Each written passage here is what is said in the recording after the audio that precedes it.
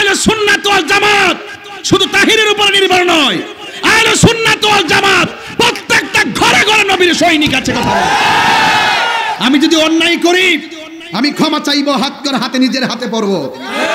কেউ যখন আমাকে অন্যায় করে কনস্পাইরেসি ভাবে ষড়যন্ত্রমূলক ভাবে হয়রানি মামলা করে সুন্নিদের বিরুদ্ধে ট্যাগ লাগিয়ে সুন্নিদেরকে বিরক্ত করবে, সুন্নিরা ঘরে বসে থাকবে না। ঠিক কিনা বলেন? শুধু আমার বিরুদ্ধে একা নয়, আমাদের আখাউড়া এবং বিজয়নগরের প্রায় 300 লোকের উপরে সুন্নিদেরকে দেখে দেখে মামলা করা হয়েছে।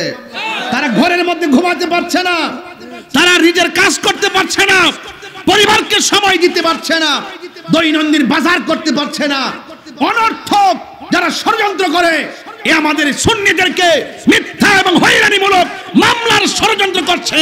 অনতি বিলম্বে এই মামলাকে প্রত্যাহার করতে হবে। আপনি দেখেছেন গত পরশুদিন ইস্তেমার মাঠে দুই দল ইসলামপন্থী একজন আরেকজনের সাথে লাইগা কতগুলো লোক মারা গেছে।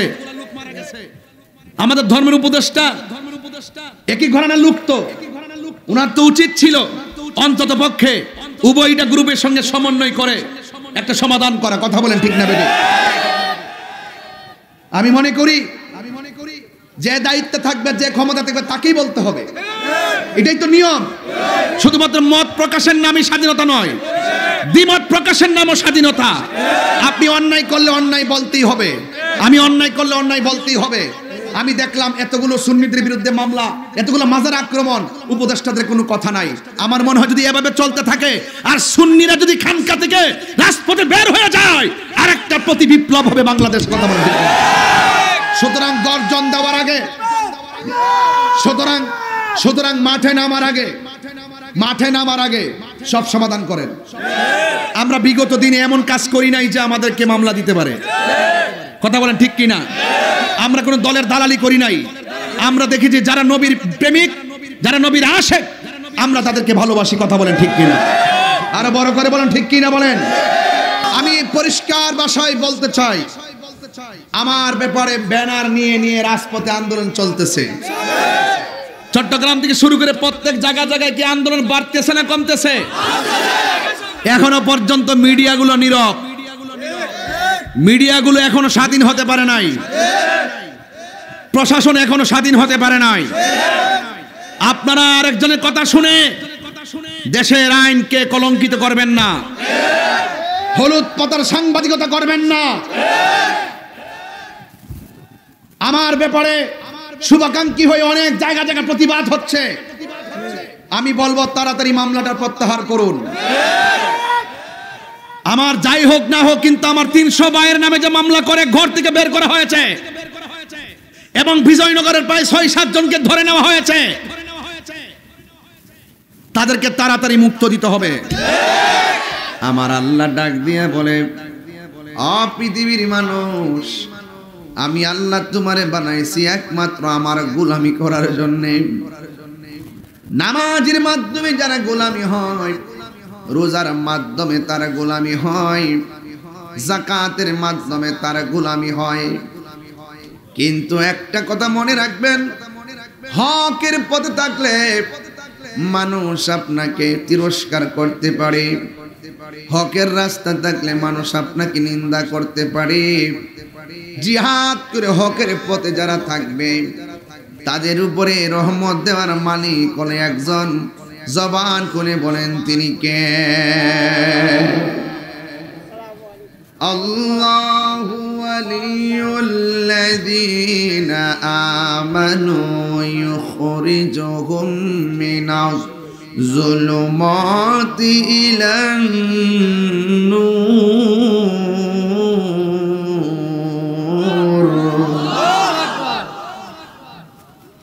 আপনি যদি আপনার অন্তরে যদি আল্লাহর ভয় রাখেন, ডানে বিপদ, বামে বিপদ, সামনে বিপদ, পিছনে বিপদ, আপনার অন্তরে যদি আল্লাহর ভয় থাকে, এই অন্ধকার থেকে আলোর পথে নিয়ে যাবেন একজন।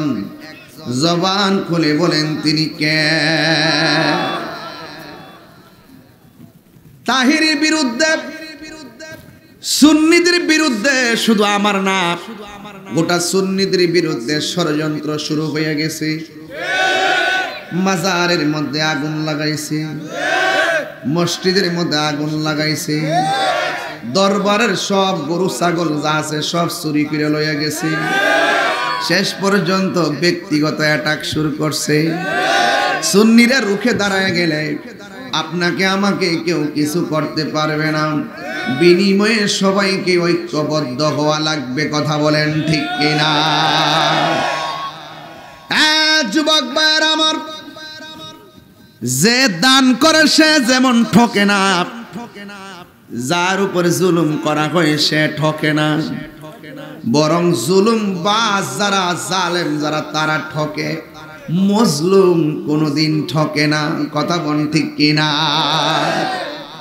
আহা, এই যুবকরা মনোযোগ দেন, মনোযোগ দেন।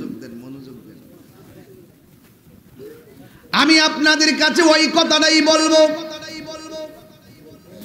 আমার নবী, আপনার নবী রহমাতুল লিল আলামিনের একটা সাহাবী, যার নাম হলো ইবনে আব্বাস। একটা লোক আসলেন ইবনে আব্বাসের কাছে। আল্লাহু আকবার বলবেন না? আয়েশা ডাক দিয়া বলে, হে ইবনে আব্বাস, আমি একটা মেয়েকে বিয়ের প্রস্তাব দিয়েছি। কিসের প্রস্তাব? এত কথা বলে ওয়াজ করা যাবে না? না, এটা দুঃখজনক। আমি একবার বলছি, মাহফিল মাহফিল, আমি যেদিকে যাব আপনারা সেদিকে যাবেন। বেশি লম্বা করব না, একদম চুপ থাকবেন, একদম চুপ থাকবেন। বিয়ের প্রস্তাব দেওয়ার পরে মেয়েটা বিয়ের প্রস্তাবে রাজি হয় নাই। একটু পরে এই মেয়েটাকে আরেকটা ছেলে বিয়ের প্রস্তাব দিছে। মেয়েটা রাজি হয়ে গেছে, ছেলের সঙ্গে মেয়ের বিয়েও হয়ে গেছে। এখন প্রথম যে প্রস্তাব দিছে সে কি করছে? রাগ করছে, কইরা মেয়েটাকে নিজের হাতে খুন করে ফেলাইছে। নাউজুবিল্লাহ পড়েন। আরো বড় করে কোন, আরো বড় করে বলেন না। তুমি যদি ভালোবাসো তাকে মারতে পারো না। আমরা দেশেও বহুত লোক আছে সম্পর্ক তৈরি করে, ছেলে মেয়েকে প্রস্তাব দেয়, মেয়ে ছেলেকে প্রস্তাব দেয়, মা বাপ রাজি না। দুইজনে ফোনের মাধ্যমে যোগাযোগ করে বাড়ি থেকে বের হইয়া দুইজনে পরামর্শ করে, তোমার আব্বা যেহেতু রাজি না, আমার আব্বা যেহেতু রাজি না, এ জন্মে যদিও তোমার না পায়, পর জন্মে যেন পায়। আসো আমরা একটা সিদ্ধান্ত নিই, কি? রশির এক পাশে তোমার গলা, আরেক পাশে আমার গলা, ডাইলের মধ্যে লাগাইয়া আমরা একসাথে মারা গিয়ে দেখিয়ে দিব আমরা কেমন প্রেমিক প্রেমিকা। এমন অনেক অনেক আত্মঘাতী সিদ্ধান্ত আছে না নাই? বিনিময়ে ওই মা তার সন্তান হারাইলো, ওই মা তার মেয়ে হারাইলো। শেষ পর্যন্ত এই আত্মহত্যার কারণে কিয়ামত পর্যন্ত সে এই আযাব ভোগ করতেই থাকবে। কথা বলেন ঠিক কিনা? যখন কোনো মেয়েকে প্রস্তাব দিবা, মেয়ে যদি রাজি না হয়, আপনি মনে মনে ভাববেন যে এই মেয়েটা আমার নসিবে, আমার তকদিরে, যার সাথেই তোমার সম্বন্ধ হবে বুঝবা যে তোমার কপালে তাকেই লিখে রাখা হয়েছে। হাজার চেষ্টা করলেও সেটা ফেরানো সম্ভব। দেখছেন কথা ওয়াজ কমে যাব, এই জন্য কালেকশন শব্দটা খুব খারাপ। মানুষই প্রথম থেকে ওয়াজের মনোযোগী না করতে পারলে মন নষ্ট হয়ে যায়। তুমি জীবন, তুমি মরণ, আধার ঘরে তুমি আপন, তুমি জীবন, তুমি মরণ, আধার ঘরে তুমি মোদের পাড়ের তরি, তুমি মোদের তুমি নিদানে তোরানে ওয়ালা ইয়া রাসূলুল্লাহ। এই তো সুন্দর, ইয়া রাসূলুল্লাহ বিবাল্লাহ ইয়া রাসূলুল্লাহ তুমি মোদের আশার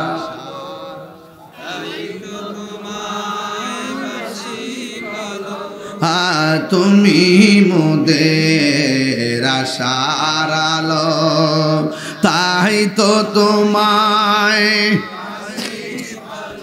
আর হৃদয় নামের ফুলদানিতে হৃদয় না গেতে রেখেছি প্রেমের মালা ইয়া রাসূলুল্লাহ বাল্লাহ ইয়া রাসূলুল্লাহ ইয়া হাবিবাল্লাহ ইয়া রাসূলুল্লাহ একটা জবান বন্ধ রাখবেন না হায়াত এবং মৌতের মালিককে হায়রে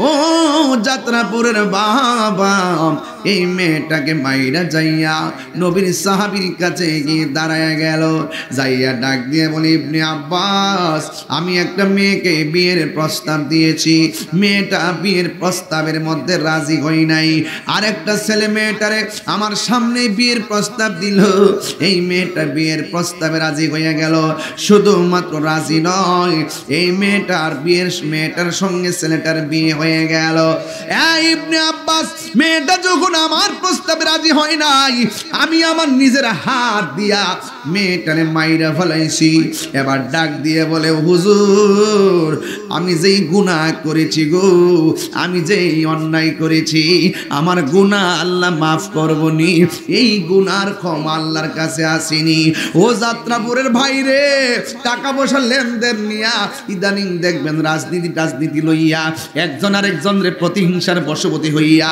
মামলা দিতেছে খুন কইরা ফলাইতেছে গুম কইরা ফলাইতেছে জীবনে যদি আপনি মানুষের মতো মানুষ হতে চান জীবনে কোনো মানুষকে হত্যা করবেন না কারণ একটা মানুষ যখন একটা মানুষকে হত্যা করে সে যেন সারা পৃথিবীর মানুষকে হত্যা করলো জীবনে কাউকে হত্যা করবেন না হত্যা করলে একটা কথা মনে রাখবেন আপনি যদি কারো বাইকে মাইরা ফেলেন আপনি যতই জরিমানা দেন না কেন কোর্টের মধ্যে সমাধান করেন না কেন সামাজিকভাবে যতই সমাধান করেন না কেন কিন্তু ওই সন্তানটার ওই ছেলেটার যদি সন্তান থাকে যারে মারছেন তার যে ভাই থাকে জিন্দেগি তো আপনাকে ক্ষমা করবে না কথা বলেন ঠিক কিনা আপনাকে যতবার দেখবে সে ততবার আপনাকে লানত দিবে কথা বলেন ঠিক কিনা তার সন্তান আপনাকে যতবার দেখবে ততবার আপনাকে লানত দিবে এই জন্য জুলুম করে কেউ টিকে থাকতে পারে না রে এবার ছেলেটা ডাক দিয়ে কে হুজুর আমি যে মেয়েটারে মাইরা ফেলাইছি আমার কোনো ক্ষমা আসেনি গো আমার নবীর সাহাবী ডাক দিয়া কয়ে পাগল আমি তোমার কাছে জানতে চাই তোমার আম্মা জিন্দা আসেনি ছেলেটা ডাক দিয়ে বলে আমার আম্মা জিন্দা নাই এবার আমার নবীর সাহাবী ডাক দিয়া কয় তাইলে তুমি আল্লাহর কাছে তওবা করো আল্লাহর কাছে গুনাহ মাফ চাও আল্লাহর কাছে গুনাহ মাফ চাইলে আল্লাহ এমন আছে তোমার প্রতি সদয় হতে পারে নবীর আর একটা সাহাবী মনে মনে কয় লোকটা এসে প্রশ্ন করলো নবীর সাহাবী আমি একটা মেয়ের বিয়ের প্রস্তাব দিয়েছি মেয়েটা আমার বিয়ের প্রস্তাবে রাজি না হওয়ার কারণে আমি মাইরা ফেলাইছি কিন্তু এখানে জিজ্ঞেস করছে আমার ক্ষমার রাস্তা আসেনি এই সাহাবী তো প্রথম বলতে পারতো আল্লাহর কাছে তওবা করো কিন্তু এই কথা না বইলা কেন বলছে তোমার আম্মা জিন্দা আসেনি চিৎকার মাইরা কি আল্লাহু আকবার বলা যাবে না ওই নবীর সাহাবী দৌড়াইয়া যাইয়া ডাক দিয়া কয় সাহাবী গো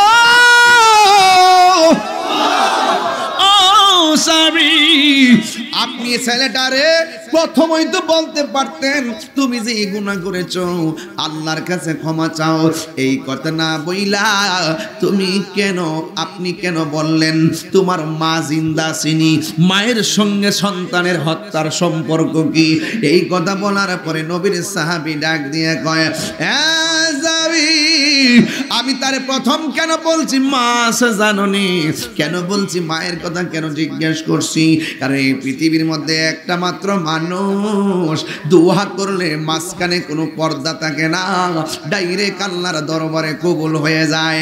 সে যে অন্যায়টা করছে, এই অন্যায়টার জন্য যদি মায়ের কাছে যায় কয় আম্মা আমি এমন একটা গুনাহ করছি গো মা, ডানের মানুষ জানে না, বামের মানুষ জানে না, সামনের মানুষ জানে না, পিছনের মানুষ জানে না, যা কেউ জানে না, জবানটা খুলে কোন জানে কে, আরো মায়ার সুরে কোন না জানে কে, আল্লাহ ও গো আল্লাহ ক্ষমা করে দাও, মাফ করে দাও, বললেন ক্ষমা করে দাও দাও, যতদিনে জীবন বিনা বাজিবে, যতদিনে জীবন বিনা বাজিবে, সুপথে চালাও, মাফ করে দাও, বলুন সুপথে চালাও, মাফ করে দাও, আল্লাহ ক্ষমা করে দাও, মাফ করে দাও, ক্ষমা করে দাও, মাফ করে দাও। এ যুবক গুনাহ মাফের মালিক কে? এই আওয়াজে মানি না, জবানটা খুলে বলুন গুনাহ মাফের মালিক কে? ওই সাহাবী ডাক দিয়া বলে, হ্যাঁ সাহাবী আমি কেন তার মা জিন্দা আছে কিনা কেন জিজ্ঞাসা করছি? পৃথিবীর কারো কাছে মনের কথা বলা যায় না, মায়ের কাছে যদি তার মনের কথাটা বলে অপরাধটা স্বীকার করে, মা যদি বলে পুত্রে করলে কি, ওই মা যদি শেষ হলে যদি তাহাজ্জুদের নামাজের মধ্যে পয়সা যদি আল্লাহরে কয় ও আল্লাহ ও যাত্রাপুরের বাবা, জবানটা খুলে বলো আল্লাহ, আরো মায়ার সুরে বলুন আল্লাহ, আরো মায়ার সুরে বলুন আল্লাহ, ও আল্লাহ আমার পোলা এমন একটা গুনাহ করছে, আপনারা জবান করে বলেন মায়ের দোয়া লাগে কি লাগে না, মায়ের বদদোয়া লাগে কি লাগে না? এই জায়গার মধ্যে ওয়াজটার আরেকটা কথা কয় লাগবে, আমার নবী আপনার নবী গুরুস্থানের, এখানে গুরুস্থান আছে না, গুরুস্থানের মধ্যে আমার নবী গেছেন, আল্লাহ বলছে ওয়ামা ইয়াস্তাবিল আহিয়া ওয়ালাল আমওয়াত, যারা জিন্দা যারা মুর্দা এরা কোনোদিন এক হতে পারে না, যারা জিন্দা যারা মরা এরা কোনোদিন এক হতে পারে না। ইন্নাল্লাহা ইউসমিউ মাইয়াশা, যারা যাদেরকে আমার আল্লাহ তৌফিক দেয় এরা উপরে কবর উপরে থাকলেও কবর ভিতরে কি হয় না হয় দেখার ক্ষমতা আছে না নাই? আমার নবী রাহমাতুল্লিল আলামিন এমন একজন পয়গম্বর যিনি তিনি উপরে থাকলেও কবর ভিতরে খবর নেওয়ার খবর আছে। আমার নবী একদিন গুরুস্থানের মধ্যে গেল, যাইয়া দেখতেছেন গুরুস্থানের মধ্যে যতগুলা লাশ দাফন করা হয়েছে প্রত্যেকটা লাশের পিঠের নিচে আমার আল্লাহ জান্নাতের গালিচা বিছায়া রেখে দিয়েছে। এই আওয়াজে মানি না, জবান খুলে কন্যা আল্লাহু আকবার। আমার নবী মুস্কি মুস্কি হাসলেন, আমার নবী ডাক দিয়ে সাহাবীরা রে, এই গুরুস্থানটা নতুন হিসাবে প্রত্যেকটা লাশের নিচে আমার আল্লাহ জান্নাতের গালিচা বিছায়া রাখছি। দেখতে দেখতে নবী আমার আরেকটা কবরের পারে গেল, যাইয়া নবী চোখের পানি ফালায়া ফালায়া কান্না শুরু করলো। নবীর সাহাবীরা ডাক দিয়ে গো নবী গো, আপনার হাসি দেখলে মনে শান্তি পায়, আপনার চোখে পানি দেখলে আমাদের হতাশার শেষ নাই। ইয়া রাসূলুল্লাহ সব কবর দেখা আপনি মুস্কি মুস্কি হাসলেন, আর একটা কবর দেইকা কেন গো আপনি চোখের পানি ফালায়া ফালায়া কানলেন? আমার নবী ডাক দিয়ে কই সাহাবীরা, আমি নবী যাহা জানি তোমরা তা জানো না, আমি নবী যাহা দেখি তোমরা তা দেখো না, আমি নবী যাহা শুনি তোমরা তা শুনো না। আপনারা জবান খুলে বলুন আমার নবী মাটির উপরে, আমার নবী কবরের নিচে দেখার ক্ষমতা আছে না নাই? এটা কি মোল্লার কথা না আল্লাহর কথা? ইন্নাল্লাহা ইউসমিউ মান ইয়াশা,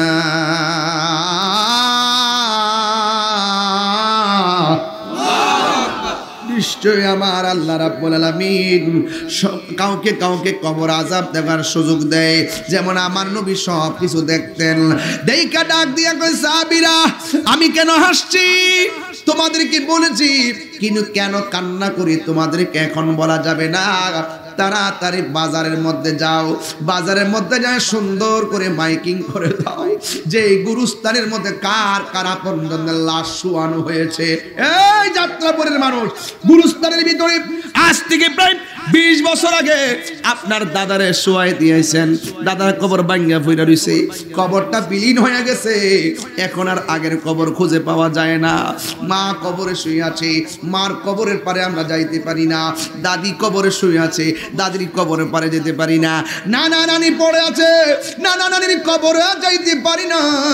আমার নবী আপনার নবী রাগ দিয়ে কয়, ও সাহাবীরা বাজারের মধ্যে যাও, বাজারের মধ্যে যাই একটা এলান করে দিবা এই গুরুস্থানের ভিতরে কার কার আপনজনদের লাশ দাফন করা হয়েছে। সবাই যেন আপনজনদের লাশের কবরের পারে এসে দাঁড়ায়া যায়। সবাই যাইয়া এলান করে দিল। রাহমাতুল লিল আলামিন সুন্দর করে ঘোষণা করে দিলেন। নবীর ঘোষণা শুনি না সবাই গুরুস্থানের মধ্যে লাইন ধরে এসে গেছে। সন্তানের পাশে মা দাঁড়ায় গেছে, সন্তানের পাশে বাবা দাঁড়ায় গেছে, মায়ের পাশে ভাই দাঁড়ায় গেছে, স্বামীর পাশে স্ত্রী দাঁড়ায় গেছে। এতিমের মতো কইরা কবর পাড়ের মধ্যে সুন্দর করে দাঁড়ায় গেছে। আর সাহাবায়ে কেরাম অপেক্ষা করতেছে। নবী আমার সব কবর দেখে হাসলেন, একটা কবর দেখে নবী কেন কানলেন? এই কবরটার রহস্যটা কি? এই কবর রহস্য আমার নবী জানে কি জানে না? আমার নবী তাকায় রইছে। এই কবরের পারে কে আসে দেখতেছেন, একটা বুড়া মহিলা, লাঠি বড় করে করে হাঁটতে পারে না, কোমরটা বাঁকা।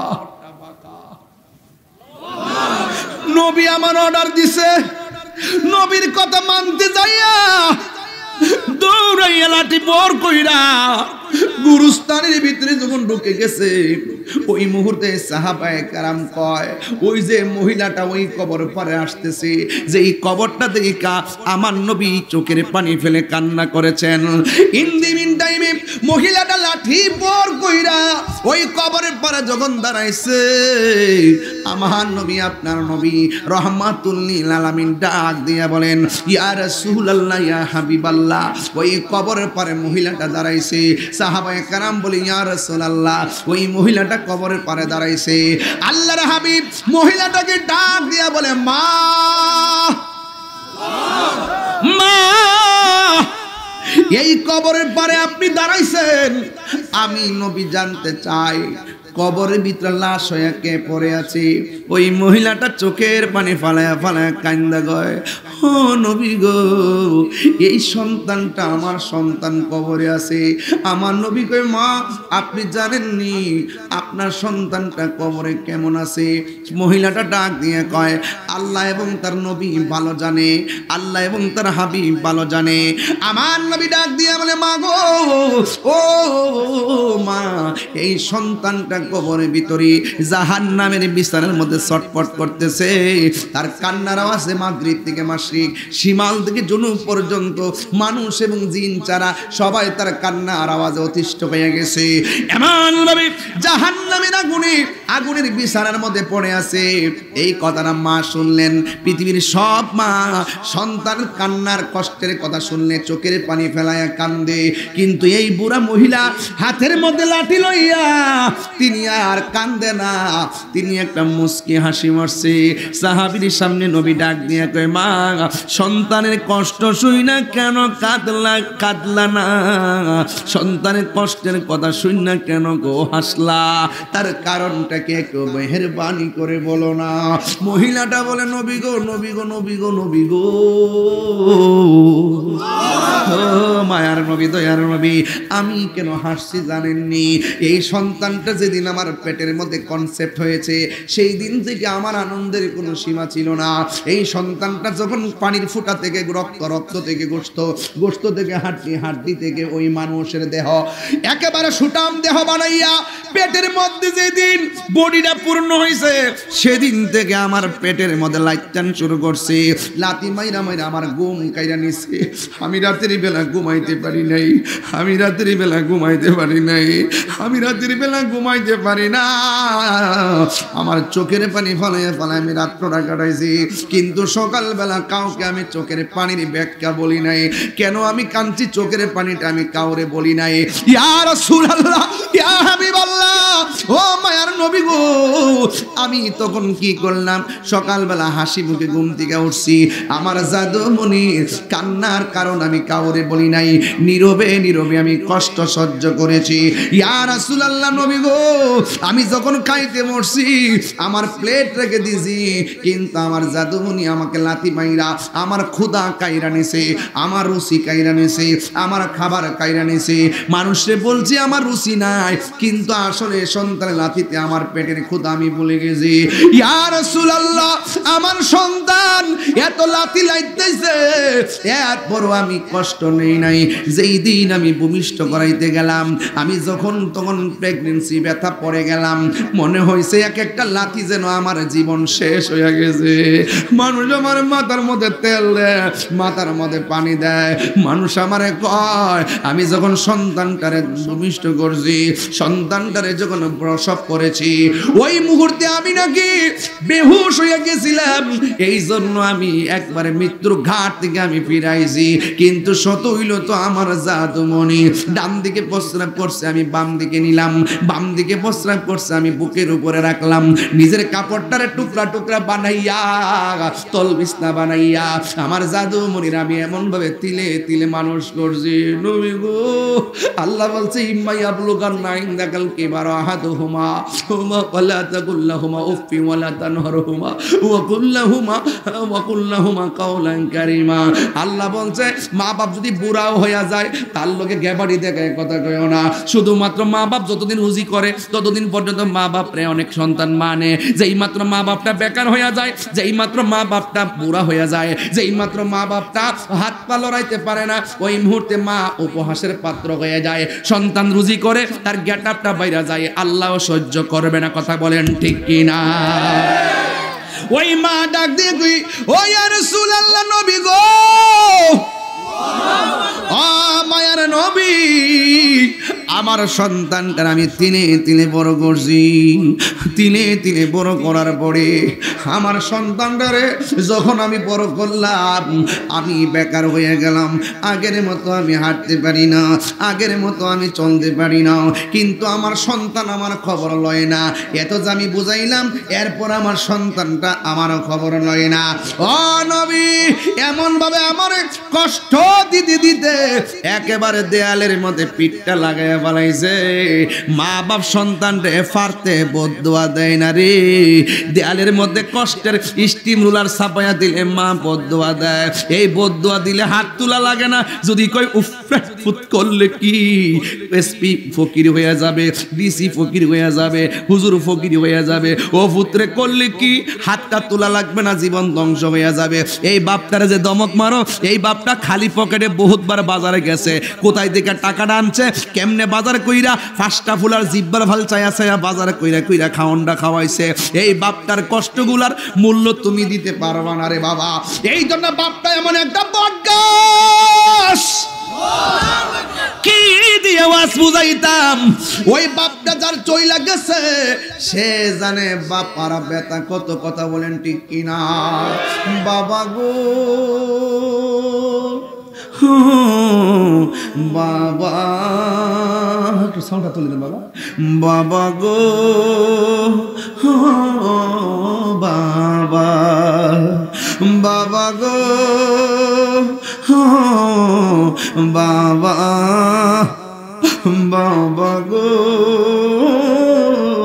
বাবা, বাবা তুমি কেমন আছো ছোট মাটির ঘরে তোমার কথারি দহি মাঝে পড়ছে বারে বারে বাবা গো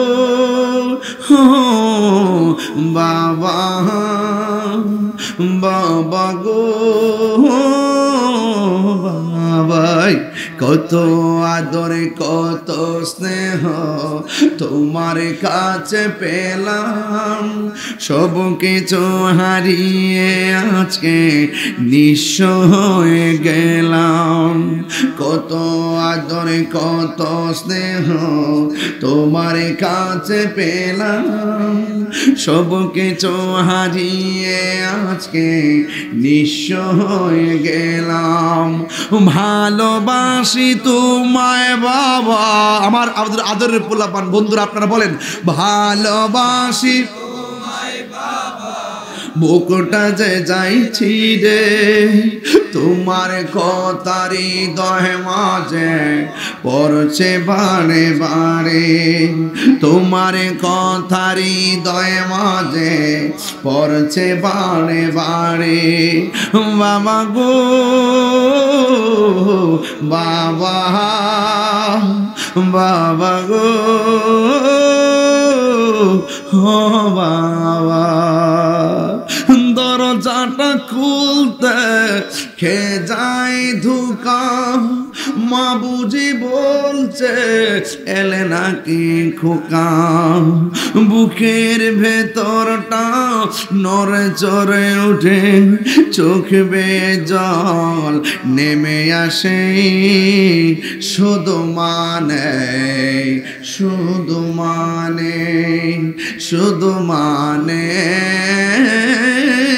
শুধু মানে এই সেই ঘর এই সেই খাট বিছানার পাশে আছে পানের বাটা চশমাটা পড়ে আছে পাশে শুধু মানে শুধু মাই জানি ফিরে পাবো না হারানো তিথি বাবা শুধু তাহিরির প্রেমে বাঁধা স্মৃতি বুকের ভেতরটা নড়ে চড়ে ওঠে চোখে বেয়ে জল নেমে আসে শুধু মানে শুধু মানে শুধু মানে শুধু মানে একটা জবানও বন্ধ রাখবেন না চিৎকার মেরে কন্যা আল্লাহু আকবার মা ডাক দিয়ে নবী গো আমার পোলা যখন আমার কষ্ট দিয়েছে আমি দুইটা হাত আল্লাহর কাছে অসহ্য হয়ে বাড়াইয়া দিয়েছি আল্লাহ আমার পোলা আমারে কষ্ট দিছে তুমিও তারে কবরের মধ্যে কষ্ট দিও আমার আল্লাহ যে আমার দোয়াটা কবুল করছে আমার আল্লাহ যে পাগলনির দোয়াটা কবুল করছে কথা কোন ঠিক কিনা আমি যে বদদুয়া দিছি আল্লাহ যে শুনছে শূন্যে যে শাস্তি দিতেছে আল্লাহ যে আমি পাগলনির কথাটা শুনছে আমার মতো আনন্দিত আর কেউ নাই ও বন্ধু বন্ধু বন্ধু রে মায়ের প্রতি সন্তানের ভালোবাসা আর উম্মতের প্রতি নবীর ভালোবাসার পার্থক্য আছে না নাই আমার নবী তো দেখতেছে উম্মতে কাঁদতেছে ওই মুহূর্তে আমার নবী মায়া লেগে গেছে আমার নবী আল্লাহরে ডাক দিয়ে কই আল্লাহ ও আল্লাহ মা বদদুয়া দিছে তুমি কবুল করছো এই সন্তানটা যে কবরের মধ্যে আযাবে আছে একটা বার শুধুমাত্র কবরের উপরে সামিয়ানাগুলা সরাইয়া দাও সরাইয়া সন্তানটার কষ্টটা দেখাইয়া দাও নবীর মতন মুস্তাজিবুদ দাওয়া পৃথিবীর কেউ নাই নবী যদি বলে আল্লাহ দাও আল্লাহ দেয় নবী যদি বলে আল্লাহ ক্ষমা করো আল্লাহ ক্ষমা করবে নবী যেই মাত্র বলছে ও আল্লাহ তুমি কবরের দাসালিগুলো উড়াইয়া দাও কবরটা আলোক করে দাও মহিলাটা যেন তার সন্তানটারে দেখে ও বন্ধু বন্ধু এবার নবী বলতে দেরি কবর উপরে সানিগুলা সইরা গেছে মা তাকাইয়া দেখে সন্তানটা কবরের ভিতরে একটা সিল্লি মারে রে এমন ভাবে চিৎকার মারে এই কান্নার আওয়াজটা মার কানের মধ্যে আসতে দেরি ওই মা হাজার জন্মের ব্যথা কথা বইলা আমার আল্লাহর একটা ডাক মারছে। জোরে জোরে কি আল্লাহু আকবার বলা যাবে না? আর মহিলাটা ডাক দিয়ে কি, আল্লাহ আমার জাদুমণি আমারে কষ্ট দিছে, আমি সহ্য করতে না পাইরা বদদুয়া দিছি, তুমি কবুল কইরা যে এমন ভাবে তারে শাস্তি দিবা আমি জীবনেও কল্পনা করি নাই। আমার জাদুমণিরে যে এমন ভাবে তুমি কষ্ট দিবা আমি ভাবি নাই। ও আল্লাহ আমার সন্তানটারে তুমি মাফ কইরা দাও। আমি যেই কথাটা বুঝাইতাম চাইছিলাম আপনাদেরকে, যে পৃথিবীতে যত সন্তান মারে কষ্ট দেখ না কেন, সন্তান যদি মার পায়ে ধরে বলে আম্মা গো আমি ভুল করছি আর তোমার কষ্ট দিতাম না, জনম জনম যত কষ্ট সব মা দুঃখিনী সেকেন্ডে ভুলে যায়। কেন জানেননি? কারণ হাদিসের মধ্যে মার কথা বলছে আল্লাহ রসুল 3 বার, বাবার কথা বলছে 1 বার, আর প্রতিবেশীর কথা বলছে 1 বার। মা মা মা মা মমতার চাদর। এই জন্যই আমি প্রায় মাহফিলে বলি, মা গো তোমার মতো লই না কেহ, আমায় কোলে টানি মা গো তো লই না কেহ, আমায় কোলে টানি, আঁচল দিয়ে মোচে না কে, আঁচল দিয়ে মুছে না কেউ আমার চোখের পানি, হায়রে মা জননী আমার। সবাই মহব্বতে বলেন হায়রে মা জননী আমার, হায়রে মা জননী। এই যুবক আজকে বাড়িতে যাওয়ার পরে মাকে সালাম করে বলবো, আম্মা জীবনে যত কষ্ট দিছি মেহেরবানি করে যাত্রাপুর মাহফিল থেকে নিয়ত করেছি আর কোনোদিন আপনাকে কষ্ট দিব না। যুবক বাড়িতে যাইয়া ফজর আজানটা হওয়ার পর মোবাইল চালায় চালায় ঘুমাইও না, ফজরের নামাজটা পড়া ঘুমায়া যাইবা, চলন্ত পথে থাকলে গাড়ির মধ্যে নামাজটা পড়া ফেলাইবা, নামাজ জন্মা গেলে ঘরের মধ্যে যাইয়া নামাজগুলো ঠিক মতো পড়া ফেলাইবা। ওয়াজ শুনলে লাভ হবে না, ওয়াজটা আমল করা লাগবে। কেউ যদি কোরআনের বিরুদ্ধে কথা বলে, কেউ যদি নবীর বিরুদ্ধে কথা বলে, আর আপনি যদি চুপ কইরা ঘরের মধ্যে বসে থাকেন, আপনি হবেন বোবা শয়তান। আপনাকে প্রতিবাদ করতে হবে, এটার নাম হলো ঈমান। ঠিক কিনা? হাত তোলা বলো, ঠিক কিনা বলো?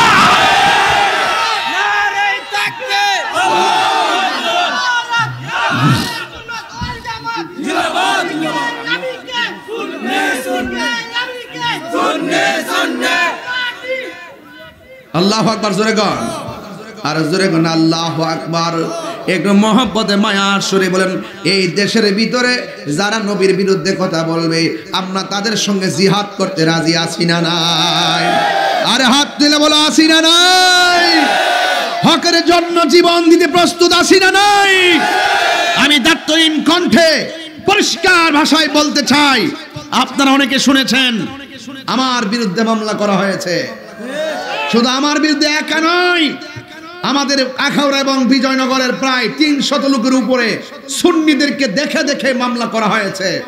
তারা ঘরের মধ্যে ঘুমাতে পারছে না, তারা নিজের কাজ করতে পারছে না, পরিবারকে সময় দিতে পারছে না, দৈনন্দিন বাজার করতে পারছে না।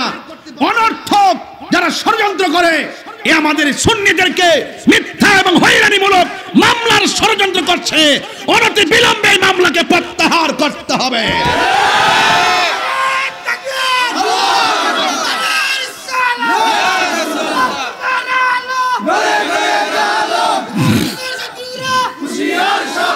ভাইয়ের আমার, আমি পরিষ্কার ভাষায় বলতে চাই, আমার ব্যাপারে ব্যানার নিয়ে নিয়ে রাজপথে আন্দোলন চলতেছে।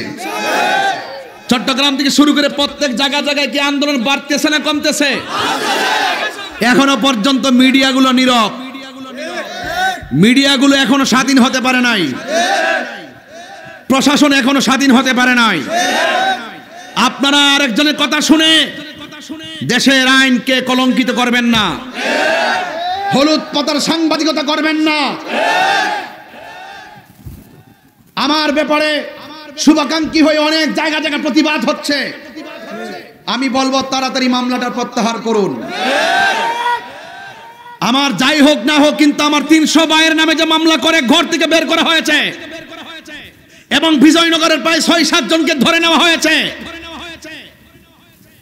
তাদেরকে তাড়াতাড়ি মুক্ত দিতে হবে এবং পুরো মামলা প্রত্যাহার করতে হবে। যদি এই 300 জনের লোকের মামলা যদি প্রত্যাহার, টোটাল মামলাটা যদি প্রত্যাহার করা না হয়, আমার বিরুদ্ধে 1 নম্বর আসামি আমাকে করেছেন, আমি 1 নম্বর আসামি হয়েও রাজপথে নামতে বাধ্য হব। তখন সেটা কিন্তু দাবায় রাখতে পারবেন না। আপনারা ভালো করে জানেন যে আমি যৌক্তিক দাবির জন্য জীবনটা হাসতে হাসতে দিতে প্রস্তুত।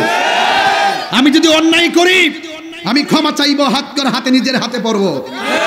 কেউ যখন আমাকে অন্যায় করে কনস্পাইরেসি ভাবে, ষড়যন্ত্রমূলক ভাবে হয়রানি মামলা করে সুন্নিদের বিরুদ্ধে ট্যাগ লাগিয়ে সুন্নিদেরকে বিরক্ত করবে, সুন্নিরা ঘরে বসে থাকবে না।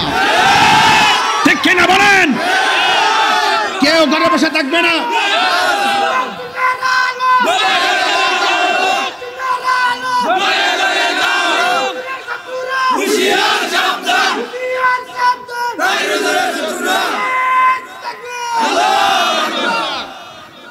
মাজার ভাঙছে, কোন আসামি কি ধরছে? মাজারে আগুন লাগাইছে, কোন আসামি ধরছে? আল্লাহর ঘর মসজিদে আগুন দিয়ে পুরাইছে, আসামি ধরছে? গরু টরু যা সব চুরি করে নিয়ে গেছে, আসামি ধরছে? কেবা কারা গাড়ি ভাঙছে, কেবা কারা ঢিল মারছে, হ্যাঁ প্রশাসনের উপরে ঢিল পড়ছে, আমি নিজে মর্মাহত। এটা দুঃখজনক, কিন্তু তদন্ত করে প্রকৃত অপরাধীকে শাস্তি দিবে। কিন্তু কাহারও কথার পাল্লাই পড়ে, কোন ধরনের প্রভাবশালীদের পাল্লাই পড়ে মনে করছেন যে একটা সুযোগ আছে, এই মুহূর্তে ঢুকাইয়া দেয়, এই মুহূর্তে ঢুকাইলে তাহিরিকে ঢুকাইতে পারবে, আরেকজনকে ঢুকাইতে পারবে।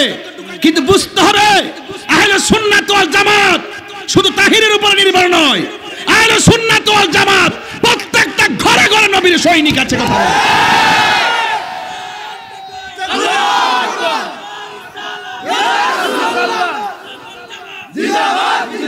দখলদারিত্বের তাণ্ডব লীলা বন্ধ করতে হবে, মামলা বাণিজ্য বন্ধ করতে হবে। আপনি দেখেছেন গত পরশুদিন ইস্তেমার মাঠে 2 দল ইসলামপন্থী একজন আরেকজনের সাথে লাইগা কতগুলো লোক মারা গেছে। আমাদের ধর্মের উপদেষ্টা একই ঘরানার লোক, তো ওনার তো উচিত ছিল অন্তত পক্ষে উভয়টা গ্রুপের সঙ্গে সমন্বয় করে একটা সমাধান করা। কথা বলেন ঠিক না বেটি? আমি মনে করি যে দায়িত্ব থাকবে, যে ক্ষমতা থাকবে তাকেই বলতে হবে, এটাই তো নিয়ম। শুধুমাত্র মত প্রকাশের নামই স্বাধীনতা নয়, দ্বিমত প্রকাশের নামও স্বাধীনতা। আপনি অন্যায় করলে অন্যায় বলতেই হবে, আমি অন্যায় করলে অন্যায় বলতেই হবে। আমি দেখলাম এতগুলো সুন্নিদের বিরুদ্ধে মামলা, এতগুলো মাজার আক্রমণ, উপদেষ্টাদের কোনো কথা নাই। আমার মনে হয় যদি এভাবে চলতে থাকে আর সুন্নিরা যদি খানকা থেকে রাজপথে বের হয়ে যায়, আরেকটা প্রতি বিপ্লব হবে বাংলাদেশ। কথা বলতে সুতরাং গর্জন দেওয়ার আগে, সুতরাং মাঠে নামার আগে সব সমাধান করেন। আমরা বিগত দিনে এমন কাজ করি নাই যে আমাদেরকে মামলা দিতে পারে। কথা বলেন ঠিক কিনা? আমরা কোনো দলের দালালি করি নাই। আমরা দেখি যে যারা নবীর প্রেমিক, যারা নবীর আশেক, আমরা তাদেরকে ভালোবাসি। কথা বলেন ঠিক কিনা? আরো বড় করে বলেন ঠিক কিনা বলেন। আমার ভাইয়েরা, আজকে থেকে ওয়াদা করবেন সত্যের জন্য, হকের জন্য জীবন দিতে চাই কি চাই না? আরো জোরে চাই কি চাই না? ভাইয়েরা আমার, আজকে এই মাহফিল এমনও হতে পারে কাহারও জন্য জীবনের শেষ মাহফিল। কথা বলেন, মনে থাকবে সুন্নিরা এক থাকবেন, সবাই ঐক্যবদ্ধ থাকবেন। শুধু পারি না আপনাদের কারণে, আপনারা যেভাবে ওয়াজে আসেন রাজপথে পাওয়া যায় না। আপনারা কোনো না কোনো দলে ঢুকে যান, কোনো না কোনো দলে আর ঢুকবেন না, সুন্নির দলে থাকবেন। সুন্নির প্রার্থী যে হবে তার পাশে থাকবেন। আমরা সুন্নি জন এক হয়ে যাব, কারণ বাংলাদেশের সবাই আমাদের পা ধরতে বাধ্য হবে। শুধু পারি না আপনাদের কারণে আপনারা সিদ্ধান্ত নিতে পারেন না। কোনো না কোনো দলে ঢুকে যান, এগুলো বন্ধ করেন। এতগুলো মাজার, ওলি আল্লাহর মাজার আক্রমণ করলে ওলি আল্লাহকে শুধু আমার বাপের একলা, আপনার গায়ে কি লাগে না? তা আপনি কি বুঝেন না যে এটা ষড়যন্ত্র চলতেছে? বুঝেন না এগুলো? এগুলো বুঝা চলবেন। আল্লাহ যেন আমাদের সকলকে নবীর পক্ষে থাকার তৌফিক দান করে। আমিন। আরো জোরে করে আমিন, আরো বড় করে আমিন। একটু জিকির করব। জিকির হবে কার? আরো বড় করে, আরো বড় করে।